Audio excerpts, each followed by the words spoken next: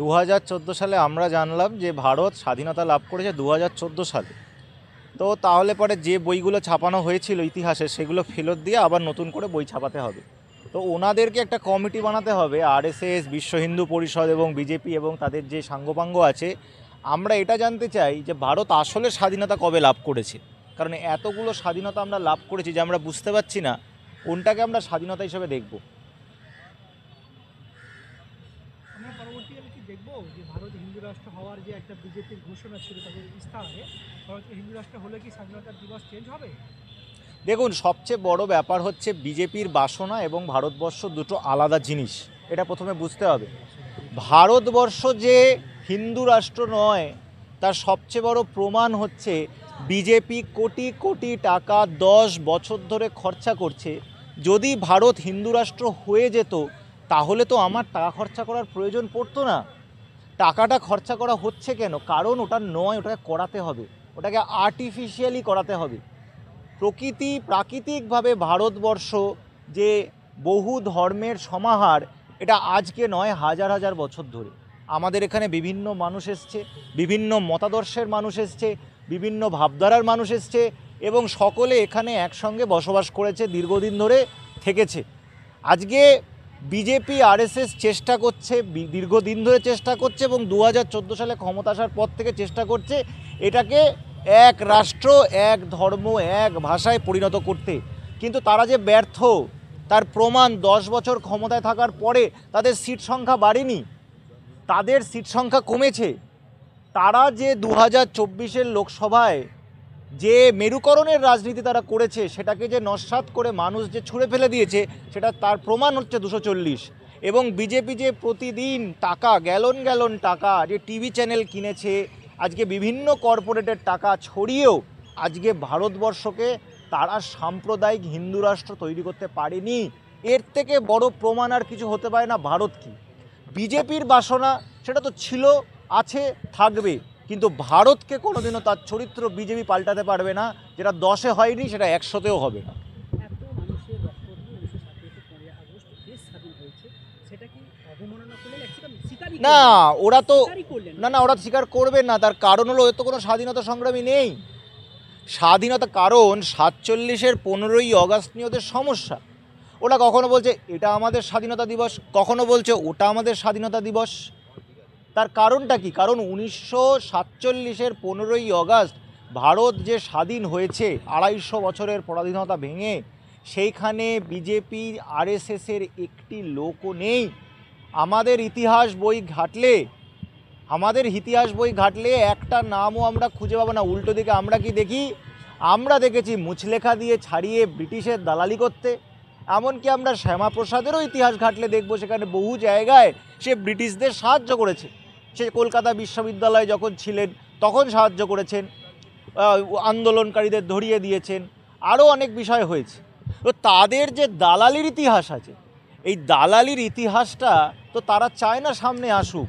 তাই জন্য তারা এই 2024-এর যে আমাদের রাম মন্দিরটা আদৌ রামের জন্মভূমি যেখানে, সেখান থেকে বহুদূর গিয়ে তৈরি করা হয়েছে, সেইটাকে তারা চাইছে যে এইটা আমাদের স্বাধীনতা দিবস। তাহলে 2014 সাল থেকে নরেন্দ্র মোদী কি পরাধীন ভারতের প্রধানমন্ত্রী ছিলেন? তাহলে এটা ধরতে হবে যে নরেন্দ্র মোদী পরাধীন ভারতের প্রধানমন্ত্রী ছিলেন এবং বিগত 1 বছর ধরে উনি স্বাধীন ভারতের প্রধানমন্ত্রী হয়েছেন। যখন মানছেন না যে এটা দেশের স্বাধীনতা দিবস, তারপর রাষ্ট্রের স্বাধীনতা সেটা কিন্তু প্রশ্ন তুলছে। কিন্তু রাষ্ট্রের যে দরকার ছিল তার বিরুদ্ধে মামলা করা, তার আইনি প্রশাসনিক পদক্ষেপ নেওয়া, সেটা তো হচ্ছে না। না, সেটা হবে না। দেখুন, আরএসএসের কাজ হচ্ছে ঘেঁটে দেওয়া। আরএসএসের কাজ হচ্ছে, ওরা খুব ভালোভাবেই জানে কি হয়েছে না হয়েছে। ওরা চেষ্টা করছে এইটাকে সামনে রেখে ভারতের ইতিহাসটাকে পাল্টে দেওয়া, মুছে দেওয়া ওরা চেষ্টা করছে।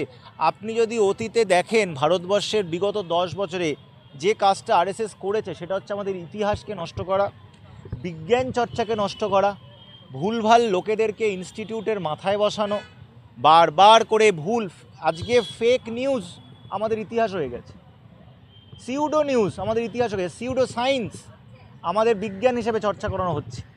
আজকে আইআইটিগুলোকে টাকা খরচা করানো হচ্ছে এইটার জন্য যে গৌমূত্র থেকে কিভাবে মানুষ উপকার পেতে পারে। আমাদের আইআইটিগুলো আজকে আমরা এই পৃথিবীতে বলি, আমরা বলি বিশ্বগুরু হচ্ছে ভারত। তো বিশ্বগুরু যখন আমার ভারত হচ্ছে, আমার উল্টো দিকে পাশের রাষ্ট্র চীন, যেখানে আর্টিফিশিয়াল ইন্টেলিজেন্স এবং সেমিকন্ডাক্টর নিয়ে সে লক্ষ কোটি টাকা খরচা করছে, এবং পৃথিবীতে সবাই যেখানে আমাদের একটা টেকনোলজি রেস চলছে, সেখানে ভারতবর্ষের যে প্রধান যে গবেষণাগারগুলো, সেখানে সরকার কী গবেষণা চাইছে? সে গৌমূত্র দিয়ে গবেষণা। ইতিহাসে ফিরুন, ইতিহাসে ভুলভাল জিনিস পড়ানো হচ্ছে, যে জিনিসের ভিত্তি নেই। আমি তো যা ইচ্ছা বলতে পারি, কিন্তু আমাকে তো তথ্য দিয়ে প্রমাণ করতে হবে আমার কথা। তাদের কোনো তথ্য নেই। হোয়াটসঅ্যাপ ইউনিভার্সিটি যদি আমার এখন ইতিহাস বইয়ের লেখক হয়ে যায়, তাহলে কি করে হবে? আরএসএস চেষ্টা করছে এইভাবে, ওদের যে ব্যর্থতা, ওদের দালালির ইতিহাসটাকে লোকানো। দালালির ইতিহাসটা কিন্তু স্বর্ণাক্ষরে লেখা আছে আমাদের আন্দামানের সেলুলার জেলে, যেখানে কিন্তু আমরা আরএসএসের লোকেদেরকে দেখতে পাই না, মুছলেখাওয়ালা একটা লোককে দেখতে পাই।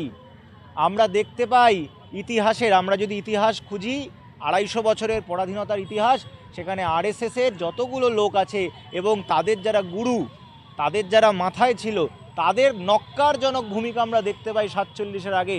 আজকে আর কয়েকদিন পর 23শে জানুয়ারি সুভাষচন্দ্র বসুর জন্মদিন।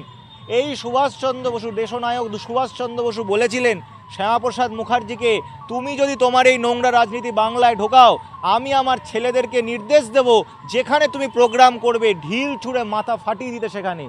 এটা কিন্তু ঘোষিত স্টেটমেন্ট ছিল, তার কোনো লুকিয়ে বলেনি। এবং শ্যামাপ্রসাদ মুখার্জির লোকেরা করেছিল, এবং তার যে বেঙ্গল ভলেন্টিয়ার্সের লোকেরা আছে, ঢিল মেরে ছুঁড়ে ফেলে দিয়েছিল। বুকের পাটা থাকলে বিজেপির কোনো লোক স্টেজে দাঁড়িয়ে কথা বলুক।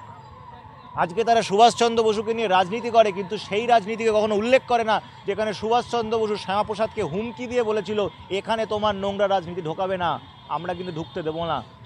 এই যে পুরো ইতিহাসটা ওরা চায় যে মডার্ন হিস্ট্রির যে বইটা আমাদের, সেটাকে গঙ্গার জলে ফেলে দিতে এবং নতুন করে একটা বই লিখতে।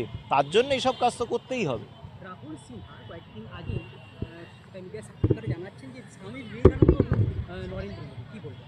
কিছুদিন আগে রাহুল সিনহা তো স্বামী বিবেকানন্দকে নিয়ে গীতা জয়ন্তীর সময় না, গীতা এখানে একটা প্রোগ্রাম হয়েছিল না, সেখানে বলেছিল যে সেখানে বলেছিল যে স্বামী বিবেকানন্দ গীতাকে ছোট করেছে। ওনার স্বামী বিবেকানন্দকে উনি কী চান, উনি মানে বুঝতে পারছেন না। উনি ফুটবলের মতো নিজেই ড্রিবল করছেন, কখনো চাইছেন ভালো হিসেবে দেখাতে, কখনো খারাপ হিসেবে দেখাতে। সত্যি কথা বলতে গেলে স্বামী বিবেকানন্দ এবং সুভাষচন্দ্র ওদের ন্যারেটিভে সেট করে না।